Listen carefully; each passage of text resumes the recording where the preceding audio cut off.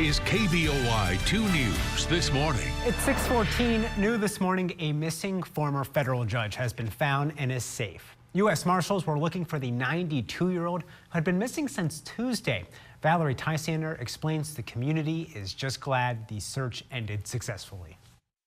Missing for nearly 48 hours, 92-year-old former federal judge Edwin Kosick, known for high-profile cases like Kids for Cash, has been found a few miles from his Covington Township home. It appears to just be two young men that were walking in that area.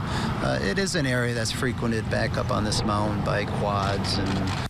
Federal officials say two teenagers, Joe Del Vecchio Jr. and Alec Yanisco, were out for a walk when they stumbled upon Kosick's gray Acura, parked behind the Holiday Inn in Dunmore on an access road leading to the woods. They looked inside. They found what we'll call it a wallet. It's not the typical wallet he has, but he had some ID. Treating it like a crime scene, police in the Dunmore K-9 began to search. A short while later, the judge found, lying face down about 100 yards from his car. Officials say he was conscious and coherent. This is a tough man who fought in the World War II at the Bulge. He's one of the toughest gentlemen that I've known, and he's one tough cookie, I'll just say that. Judge Kosick taken to a Scranton hospital, and police grateful the search ended on a high note. He was coherent. He was speaking. Essentially, he did recognize me. He commented that, Marty, you cut your hair. Well, we cover weather and traffic every 10 minutes on KBOI 2 News this morning. Glad those people found him when they did. Wow. Yes. Also glad we're done with yesterday.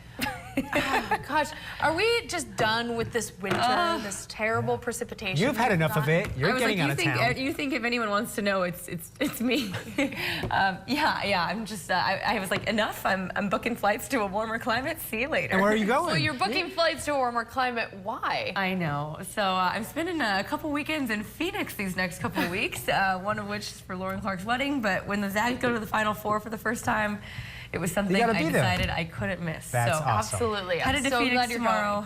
Go Zags. Today you're going to Phoenix. Yes, heading out tonight. And then if they win, which fingers crossed, I won't be here early next week too. So it's one of those times where I like actually want to miss work. That doesn't happen very often, but a championship so if your might trump you guys. If your bracket's busted or you have no one to cheer for the Zags. Denny's Zags. We need all the help we can get. All right. Well, we'll get you started with some good news for today, but of course we can't just pass back yesterday's forecast. We picked up 1.4 inches of rain, so close to 1.5 inches in a single day out at the Boise Airport. And by the way, that is the 10th most precipitation we've ever had in one single day since records began in Boise in 1878. So not only did we shatter that old daily record of 1/2 inch, but we definitely broke into the record territory there. So just one more record as we head into this spring season. So it's been a record-setting winter and now spring. Flood warnings, of course, are responding. Several of the rivers rising significantly from yesterday's wet weather that moved through. There's all the details on your screen. Of course, you can always go to idahonews.com/weather for more information there. But do know several new flood warnings are in effect along the Payette River and the Snake River up near Weiser. On the satellite and radar, you can see most of this precipitation getting pushed out of the area. It's all spinning off to the south and east, but as it does, it's sending this leftover moisture. We call it wraparound moisture because it's coming from the opposite direction. So we're still seeing a lot of activity over in eastern Idaho this morning, a good mix of rain and snow, even over parts of Twin Falls and south central Idaho up toward Glens Ferry, and maybe even a few showers into Mountain Home too. So as we take a look at right now, we're at 41 degrees out at the airport, winds at 17 miles an hour.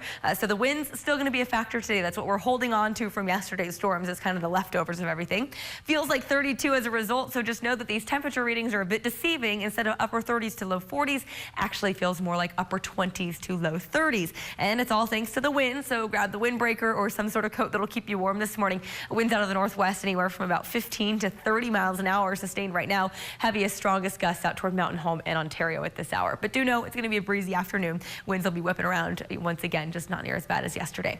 58's our daytime high today, so back toward normal, more average day for us with lots of sunshine. So soak up the vitamin D.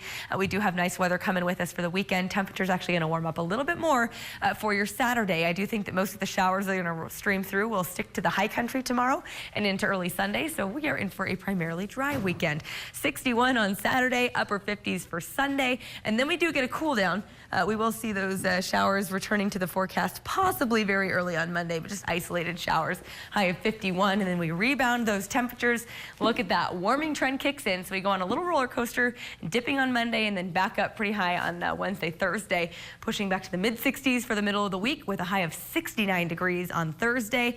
Overnight lows are still going to be chilly, but all that sunshine and those numbers that are